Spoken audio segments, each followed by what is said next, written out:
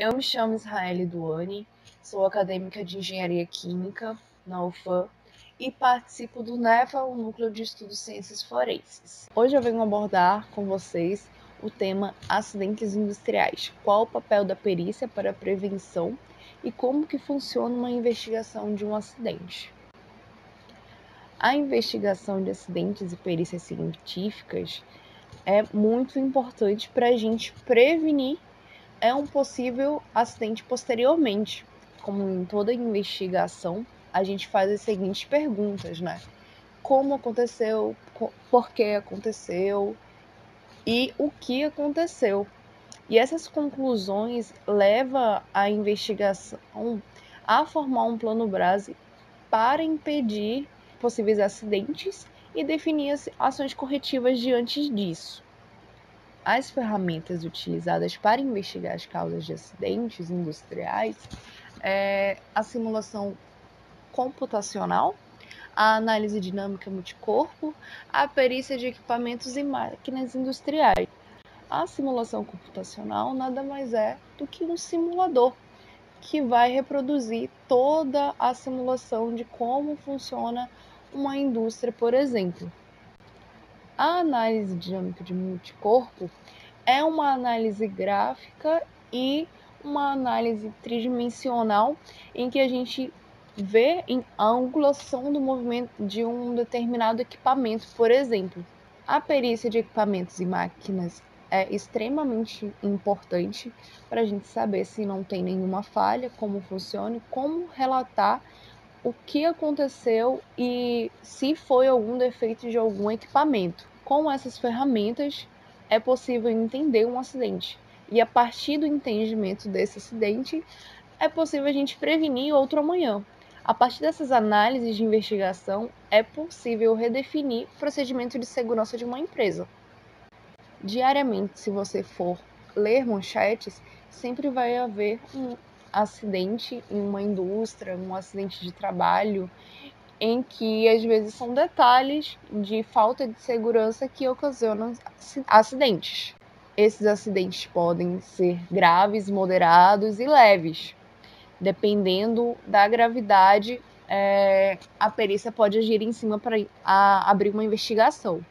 Trouxe aqui para vocês o caso da cervejaria, em que acabou envenenando pessoas, né? E a perícia que fez essa investigação foi a Polícia Civil de Minas Gerais, o Ministério de Agricultura, Pecuária e Abastecimento, o Instituto Criminalística, foram os responsáveis, né, por toda essa investigação. A substância que foi encontrada na cerveja foi o dietilenoglicol. Só que o dietilenoglicol, ele é usado em sistema de refrigeração, porque ele funciona como um anticongelante e como diluidor de algumas substâncias químicas. Mas no caso da cervejaria, ele não podia ter entrado em contato com a cerveja, porque ele funcionava como um refrigerante, né, um líquido refrigerante. Em um tanque, a gente tem uma outra camada, uma camada que é chamada tipo camada vácuo, onde passa o elemento anticongelante para resfriar a bebida depois do processo de fervura. Então, não tinha como esse dietilenoglicol entrar em contato com a bebida. E o parâmetro que a perícia usou para investigar esse caso foi o que aconteceu na Argentina, que 15 pessoas morreram após consumir 11 ml de etilenoglicol e 29 vítimas foram feitas, né? E eu trago uma pergunta aqui para vocês de como o dietilenoglicol foi parar na cerveja.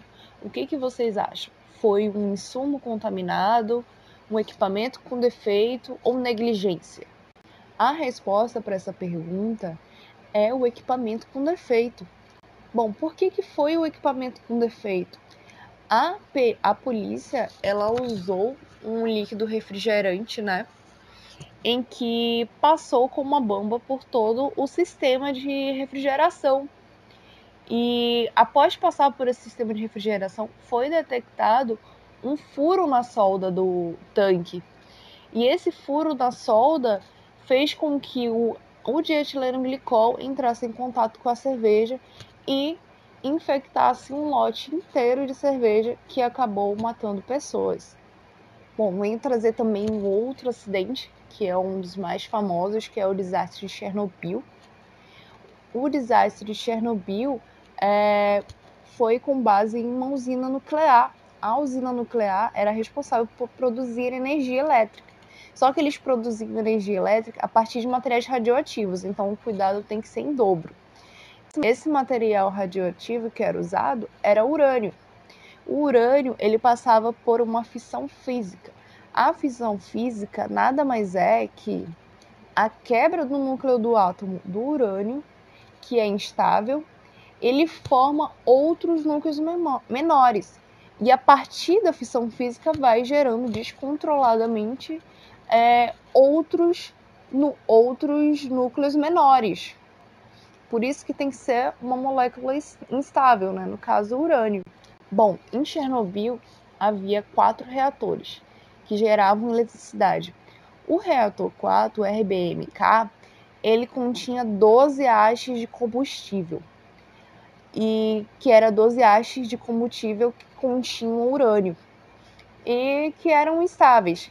Para controlar essa reação, já que a reação da fissão física era descontrolada, tinha que haver um sistema de controle para controlar essa reação, que ou ela acelerava o processo ou desacelerava, que eram 211 hastes de boro, que era um elemento capaz de absorver nêutrons, né? Que controlava a reação do urânio. Porém, no dia do acidente, houve uma série de fatores que ocasionaram um descontrole. E como foi ocasionado um descontrole, a maior falha foi a elaboração do projeto em si, onde a haste de controle eles não eram feitos totalmente de boro. Eles tinham as pontas feitas de grafite.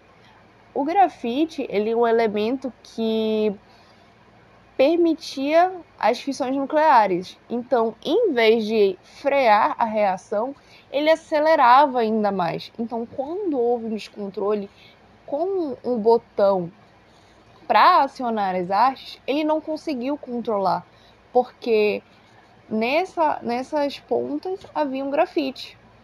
E havia grafite porque era mais barato do que ter uma haste completamente de boro. Só que esse prejuízo acabou sendo muito mais caro. E Chernobyl foi um dos maiores acidentes industriais do mundo, da história. Aconteceu na Ucrânia e hoje virou um museu histórico, digamos assim, de uma desgraça, né? Um lugar inabitável que ficou isolado para lembrança, né?